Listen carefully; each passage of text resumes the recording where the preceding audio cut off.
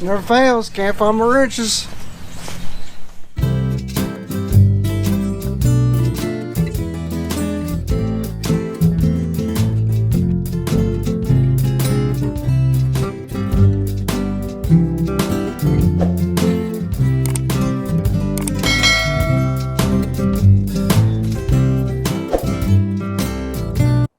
Well, hey everybody. I've been having some problems with my camera. I dropped it in the mud, so I've got some video of this. This is a '93 Evinrude 40 horsepower, and got it running. Fixed the power trim, and this was kind of going to be the final. And of course, the camera didn't want to work, so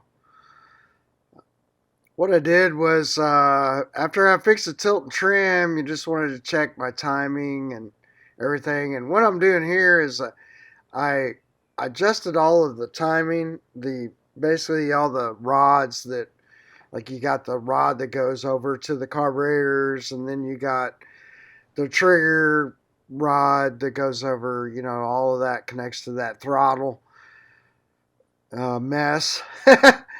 So,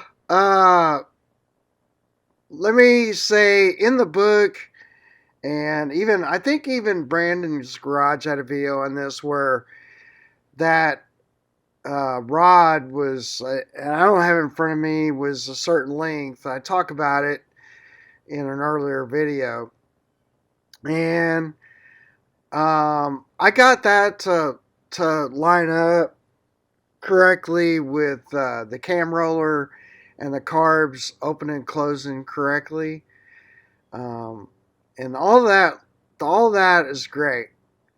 But on the rod that is for the trigger, that rod, even in Brandon's video, I think he said something about, he had to turn it one turn out. So I'm guessing it's one turn, 1 degree per turn. I ended up, because it just wouldn't idle, it wouldn't time out at idle. And, if you got the linkage to the carburetor right, then it wouldn't time out and idle. So what I ended up doing is I just popped the little plastic thing that, I don't even know what they call it. Yeah, so that plastic thing. Anyway, I think I ended up at like 3 or 4 turns out, and then it finally lined up, and it was right. And then I rechecked my timing that's on the wide open throttle side of things, and it still ended up right on. I think it was 19 degrees. And so once I did that, man, the whole thing just really came to life. See, we'll just start right up. Well,